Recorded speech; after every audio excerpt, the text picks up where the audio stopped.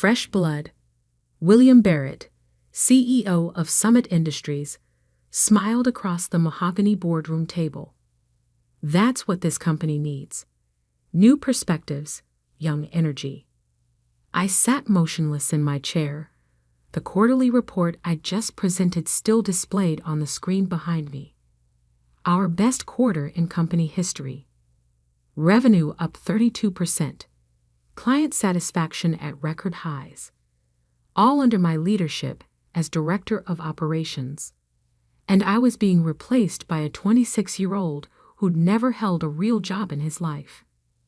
Alex has some innovative ideas, William continued, patting his son's shoulder. Harvard MBA, internships at top firms. He's exactly what Summit needs to move into the future. Alex Barrett slouched in his Italian suit, scrolling through his phone. He hadn't bothered to look up during my entire presentation. Of course, I said carefully, I'd be happy to help with the transition. William waved his hand dismissively. No need, Catherine. Alex starts Monday. We'll need you to clear out your office by end of day Friday. My name is Catherine Mitchell, and until that moment, I'd spent 12 years building Summit Industries into one of the leading technology consulting firms in Boston. I'd started as a junior analyst, worked my way up through pure merit, and transformed our operations from regional to national. Most importantly, I'd personally secured and maintained our relationship with Maxwell Technologies, the client that represented 40% of our annual revenue. But none of that mattered now, because William Barrett's son needed a job worthy of his Harvard MBA. The board's unanimous decision, William added, as if reading my thoughts, will provide 6 months severance, of course. Very generous. The other board members avoided my eyes. They'd watched me grow this company from $10 million to $100 million in annual revenue. Now they were throwing me aside for nepotism. I understand, I said, gathering my papers. I'll have everything ready for Alex by Friday. As I walked to my office, whispers followed. News would spread fast. Catherine Mitchell, the company's rising star, pushed out for the CEO's son. My phone buzzed. A message from David Turner, my deputy director. Just heard. This is insane. What are they thinking? I didn't respond immediately. Instead, I sat at my desk, looking out over the Boston skyline I'd watched change over 12 years. The corner office I'd earned through countless late nights and impossible deadlines. Another message popped up, this one from Linda Zhu at Maxwell Technologies. Quarterly review meeting next week. Need to discuss the new AI integration project. Maxwell Technologies, our biggest client. The company that had trusted me personally with their $50 million digital transformation initiative. The client that Alex Barrett, with his 0 years of actual experience, would now be responsible for managing. I smiled for the first time since the board meeting. Because what William Barrett and the board didn't know was that I'd seen this coming 3 months ago. The whispered conversations, the sudden inclusion of Alex in high-level meetings, the way William had started questioning my every decision. I'd prepared accordingly. Opening my drawer, I pulled out a sleek business card I'd received at last month's tech conference. Victoria Santos, CEO, Quantum Solutions. Quantum was our biggest competitor. They'd been trying to poach me for years, but I'd always declined out of loyalty to Summit.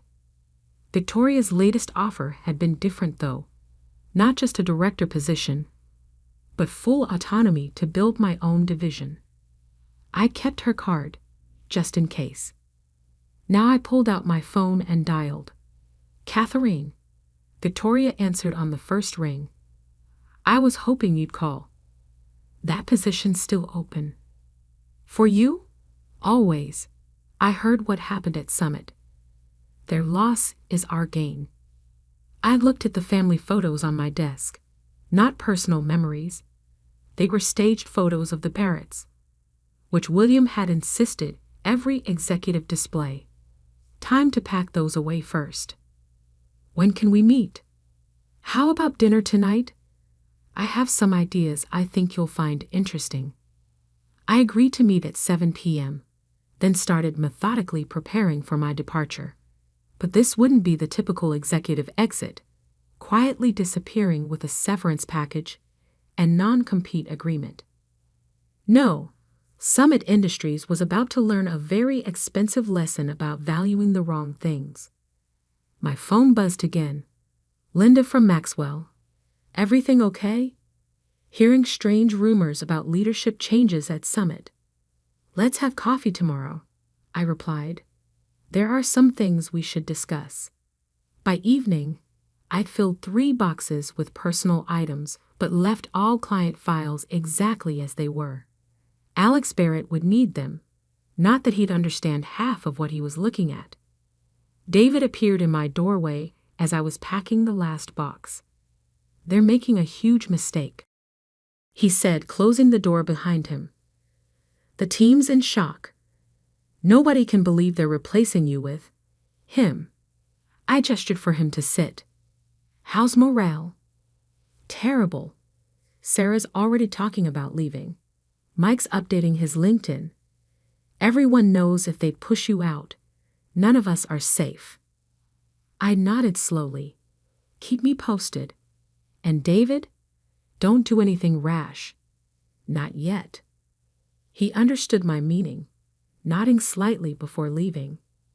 At 7 p.m., I walked into Sorellina, one of Boston's finest Italian restaurants. Victoria Santos already had a corner table, a bottle of wine breathing beside her. Catherine, she stood to greet me, elegant in a perfectly tailored suit. Thank you for finally accepting my dinner invitation. We ordered, making small talk until the appetizers arrived. Then Victoria leaned forward, her expression turning serious. Here's what I'm thinking, she said. We create a new division at Quantum, specifically focused on enterprise digital transformation. You bring your expertise, your methodology, and, she smiled, any clients who might want to follow you. Interesting proposal, I said carefully. Though my contract has certain non-compete clauses. Victoria's smile widened. Already reviewed by our legal team. The clauses are limited to specific technologies, not general consulting services, and they can't prevent clients from choosing their preferred partners. I took a sip of wine, thinking about Maxwell Technologies' upcoming AI integration project, the one Alex Barrett wouldn't have the faintest idea how to handle. I'll need autonomy, I said. My team, my methods, of course, and a significant equity stake in the new division. When can I start? Victoria pulled out a folder containing a contract. How about Monday? I read through the documents carefully. The terms were excellent. Better salary, better benefits, and most importantly, real authority to build something new. One more thing, Victoria added as I signed. We're announcing the new division next week. Care to guess who our first major client might be? I smiled, thinking of my coffee meeting with Linda tomorrow. I might have some ideas. That night, as I drove home past Summit's offices, I thought about William Barrett's condescending smile. Fresh blood, he'd said, not realizing he was about to learn a very expensive lesson about the difference between nepotism and real leadership. My phone buzzed. A message from David. Alex just sent an email to the whole team, full of corporate buzzwords and zero substance. Called himself our new visionary leader. People are already taking bets on how long before he crashes and burns. I didn't reply. Instead, I opened my laptop and began drafting an email to Linda at Maxwell, outlining some concerns about Summit's new leadership and their ability to handle complex technical projects. By Friday, I'd clear out my office as requested. But by Monday, Summit Industries would begin discovering exactly what they'd lost and what their competitors had gained. They wanted fresh blood. They were about to get it, just not in the way they expected. The game was only beginning. Linda Zhou from Maxwell Technologies was already waiting when I arrived at Thinking Cup Coffee the next morning. She'd chosen a quiet corner table, 2 steaming lattes waiting. "Okay," she said as I sat down. "What's really going on at Summit?" Because Alex Barrett just sent me the most incomprehensible email I've ever read about synergistic value propositions and paradigm-shifting methodologies. I took a sip of coffee, choosing my words carefully. Summit is making some leadership changes. They're replacing you. It wasn't a question. With the CEO's son, who has 0 experience in enterprise technology integration. The board wants fresh perspectives. Linda's eyes narrowed. She hadn't become CTO of a Fortune 500 company by missing subtle signals. "We have a $50 million AI integration project starting next month. One that you personally designed the implementation strategy for." I nodded, pulling out a folder. "Which is why I wanted to meet. There are some concerns you should be aware of." For the next hour, we discussed the technical complexities of Maxwell's upcoming project. The custom frameworks I'd developed, the integration points that required deep understanding of their legacy systems, the potential risks if handled incorrectly. "And Alex Barrett understands all this?" Linda asked, though she clearly knew the answer. Alex Barrett needed 3 attempts to pass Harvard's basic data analytics course. She sat back, fingers drumming on the table. "Catherine, let's be direct. Maxwell Technologies can't risk our digital transformation on an inexperienced CEO's son. Where are you going next?" I smiled. "Sometimes the best moves are the ones your opponents make for you. I'm starting Monday at Quantum Solutions, building a new enterprise transformation division." "Quantum?" She raised an eyebrow. "Victoria Santos's company?" "The same. Complete autonomy, experienced team, and a focus on exactly the kind of complex integration projects Maxwell specializes in." Linda checked her watch. "I have a board meeting at 11. Send me a proposal by end of day. Include timeline, team structure, and technical specifications." Already prepared, I handed her another folder. "Just needs final numbers." She laughed. "Always 3 steps ahead. This is why we trust you with our projects, Catherine."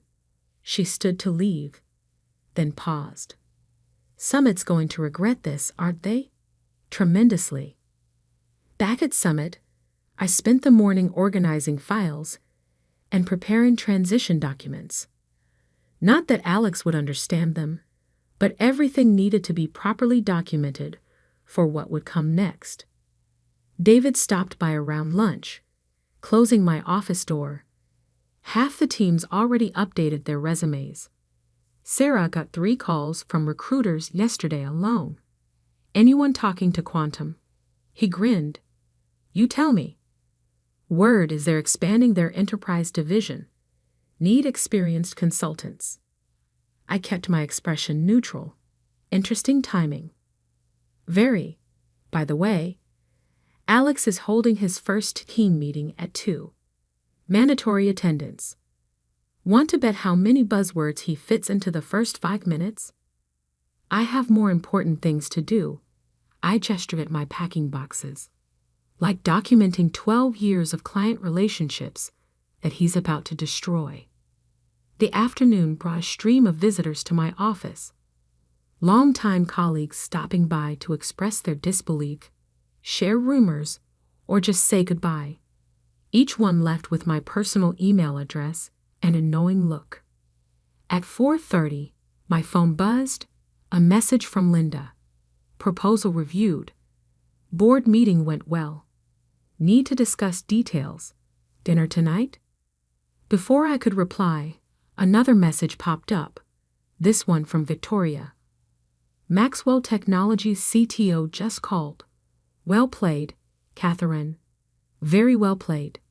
I smiled, remembering William Barrett's dismissive wave. No need for transition help, he'd said. He had no idea what was coming. At 5 p.m., Alex Barrett strutted into my office without knocking, still scrolling through his phone. So where are all the client files and stuff? He asked without looking up. Everything's documented in the shared drive, I replied. Though you might want to start with the basic methodology guides. Yeah, whatever. He cut me off. Dad says this job's pretty simple. Just gotta keep the clients happy, right? I'm thinking we'll start with some fresh ideas, shake things up a bit. I thought about Maxwell's complex AI integration project, the years of groundwork and relationship building, the technical intricacies that Alex couldn't begin to comprehend. Good luck with that. He finally looked up, frowning slightly at my tone. Hey, no hard feelings, right? Dad says sometimes we need to make room for new vision. You understand? Perfectly. I'm sure Maxwell Technologies will understand too. That got his attention. Maxwell? The big AI project client? Don't worry. I smiled. I'm sure your fresh ideas will impress them. Just remember they're investing $50 million in the integration. I'd hate for anything to go wrong. He shifted uncomfortably. Maybe you could write up some notes or something? Everything you need to know is in the documentation. Though you might want to learn what API integration framework means before your first client meeting. He left quickly after that, probably to Google API. At 7 p.m., I met Linda for dinner at Mistral. She was already reviewing the proposal I had sent, pages marked with sticky notes. Our board has some concerns about Summit's new leadership, she said as we ordered, particularly regarding the AI integration project. Understandable. They're also very interested in this new proposal, especially the technical architecture you've designed. She smiled. The one that's not covered by Summit's non-compete agreement. I took a sip of wine. Summit's agreement only covers specific implementations. This is an entirely new framework. Exactly what our legal team said. She pulled out a document. Which is why we'd like to discuss moving our business to Quantum Solutions. Effective immediately. The document was a letter of intent.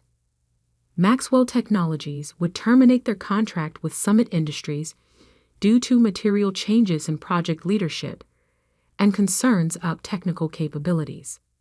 Victoria's expecting your call, I said. Linda signed the letter with a flourish. Already scheduled for 9 a.m. tomorrow. I assume you'll be there. Wouldn't miss it. Later that night, as I packed the last items from my Summit office, my phone lit up with messages. David, Alex just tried to explain machine learning to the dev team. It was painful. Pretty sure he thinks AI means awesome ideas. Sarah, Quantum Solutions posted 6 new positions. Enterprise integration experience required. Coincidence? Victoria, meeting with Maxwell confirmed for 9 a.m. Bring your technical specs. And Catherine? The board wants to discuss fast-tracking your division's launch. I looked around my empty office one last time. 12 years of memories, achievements, relationships. All sacrificed for William Barrett's nepotism. Monday morning would be interesting. Very interesting indeed. My phone buzzed one final time. Linda again. Just sent the termination notice to Summit's board. cited leadership concerns and technical capability gaps. Copy to all board members. Want to bet how long before they realize what's really happening? I smiled, turning off the lights in my office for the last time. They wanted fresh blood. I typed back. They're about to get it. Because sometimes the best revenge isn't about getting even.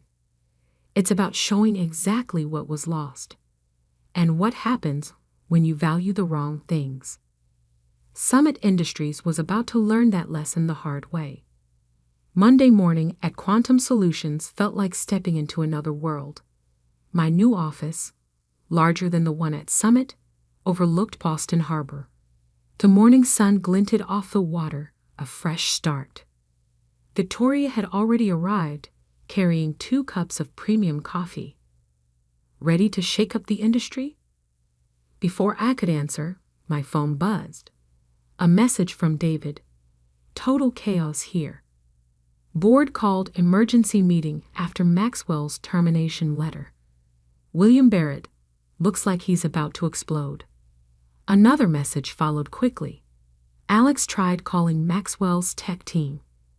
They hung up when he couldn't explain basic integration protocols. His dad's office door is locked, and everyone can hear yelling. I smiled, setting my phone aside. More than ready. The 9 a.m. meeting with Maxwell Technologies took place in Quantum's largest conference room. Linda brought her entire technical team, plus their legal department. Victoria sat beside me, watching as I walked through our implementation strategy. Timeline remains the same, I explained, pulling out detailed project plans. But with Quantum's enhanced infrastructure and my new team's expertise, we can actually accelerate certain integration phases. Linda's team nodded approvingly. They'd worked with me for years, trusted my technical judgment. More importantly, they understood exactly why we were all sitting in Quantum's offices instead of Summit's. One concern, Linda said, though her smile suggested it wasn't really a concern at all.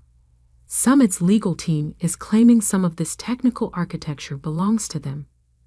Victoria slid forward a document prepared by Quantum's lawyers. We've reviewed every line of code, every framework component. Everything Catherine's proposing was either developed independently or falls outside Summit's intellectual property claims. Besides, I added, pulling up a specific section of code, this is a completely new integration framework. Designed last weekend, actually. Linda laughed, while Alex Barrett was probably Googling what API means. Exactly. By 10:30, the contracts were signed. Maxwell Technologies was officially transferring their $50 million project and all future work to Quantum Solutions.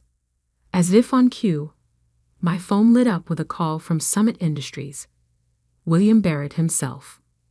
I let it go to voicemail. Speaking of Summit, Victoria said as our visitors left, ready for the next phase? I nodded, pulling up another presentation. This one detailed my plans for Quantum's new Enterprise Solutions division, including the team I planned to build. How many Summit employees are we expecting? Victoria asked. By end of week, I checked my messages. At least 15. All top performers. Perfect. HR's ready with offer letters. The rest of Monday passed in a blur of meetings, planning sessions, and a steady stream of messages from Summit. William Barrett. Voicemail. Catherine, we need to discuss this Maxwell situation immediately. Call me back. Alex Barrett. Email. Hey, so like there might be some confusion about the Maxwell project stuff. Can you maybe explain some things? Dad's pretty upset. Summit Board Chairman. Email. Ms. Mitchell, the board would like to schedule an urgent meeting regarding recent developments. Please advise your availability. I responded to none of them. Instead, I focused on building something new. My team at Quantum was taking shape quickly. Sarah arrived Tuesday morning to head our technical integration unit. Mike joined Wednesday as lead architect. By Thursday, most of Summit's top performers had submitted their resignations. It's a mass exodus, David reported during our lunch meeting. HR can't process exit paperwork fast enough. Alex is walking around like a lost puppy, trying to understand the technical documentation you left. How's William taking it? Hasn't left his office in 2 days. Board members keep showing up for closed-door meetings. Stocks down 15% since Maxwell's announcement. I nodded, sliding an offer letter across the table. Ready to join us? He grinned, already pulling out a pen. Been ready since they announced Alex's promotion. Friday morning brought the news I'd been waiting for. Summit Industries had called an emergency shareholder meeting. Reason: discussion of recent material changes in client relationships and personnel matters. Victoria appeared in my office doorway, waving her phone. Seen the news? Just did. Their stock's down 23% now. Analysts are questioning the company's stability after losing Maxwell. Rumors about leadership problems. I smiled, remembering William's dismissive wave. Fresh blood has consequences. Around noon, Linda sent me a screenshot of an email from Alex Barrett, desperately trying to salvage Maxwell's business. It was filled with corporate buzzwords and demonstrated a complete lack of technical understanding. Please tell me you have a better proposal ready, she wrote. I did. My team had spent the week refining our implementation strategy, incorporating innovations that Summit hadn't even considered. We presented Monday. At 2 p.m., Summit's board chairman called again. This time, I answered. Catherine, he sounded tired. I hope you can appreciate the difficult position we're in. I appreciate that actions have consequences, Charles. The board, we may have acted hastily. If you're open to discussing a return, I'm not. A long pause. Catherine, be reasonable. The company's losing millions in value. Alex clearly isn't ready for this role. William knows he made a mistake. No, I cut him off. William knows he's about to lose his job. The board knows they backed the wrong horse. And you all know that Maxwell isn't the only client who trusts me personally with their technical strategy. Another pause. How many more? Guess you'll find out soon enough. By end of day, the news was official. William Barrett had stepped down as CEO of Summit Industries, effective immediately. Alex's appointment was under review, but it was too late. Monday morning, I stood before Quantum's board, presenting our division's first-month projections. The numbers were staggering. Maxwell Technologies is just the beginning, I explained. 3 more major Summit clients have already reached out about transferring their business. Combined annual revenue, approximately $120 million. Victoria beamed. The board members nodded approvingly. Moreover, I continued, we've acquired top talent from Summit's technical teams, people who understand these client relationships, who've built trust over years. My phone buzzed. Another message from Summit's board chairman. Final offer. Name your price, please. I ignored it, focusing on my presentation. By end of quarter, we project our division's revenue will exceed Summit's total annual earnings. That evening, I walked along the harbor, reflecting on how much had changed in just 2 weeks. My new office at Quantum was fully settled. My team was thriving, energized by the opportunity to build something new. Our client pipeline was overflowing. My phone buzzed one last time. A news alert. Summit Industries announces restructuring amid client exodus, stock down 40% year to date. Below that was a LinkedIn update from Alex Barrett. Excited to announce I'm returning to graduate school to deepen my technical knowledge. I smiled, remembering William's words, fresh blood. That's what this company needs. He'd been right about one thing. Summit did need fresh blood. They just didn't realize it would be flowing to their competitors. 1 year later, I stood in Quantum's largest conference room, addressing our now 200-person Enterprise Solutions division. On the screen behind me, a simple graph told the story. Quantum Solutions. Revenue up 180% year-over-year. Summit Industries. Filing for Chapter 11 bankruptcy protection. Success, I told my team, isn't about titles or family connections. It's about value. Real value. The kind you can't fake with buzzwords or MBA degrees. I looked out at the faces, many former Summit employees who'd followed me to build something better. People who'd been overlooked, undervalued, or pushed aside for someone's son. They thought replacing me with an inexperienced heir was good business. I continued. They didn't realize that real leadership isn't inherited, it's earned. Victoria joined me at the podium to make a special announcement. Our division was being spun off as its own company. I would be CEO. As applause filled the room, I thought about William Barrett's condescending smile, about Alex's clueless arrogance, about a board that valued nepotism over merit. They'd wanted fresh blood.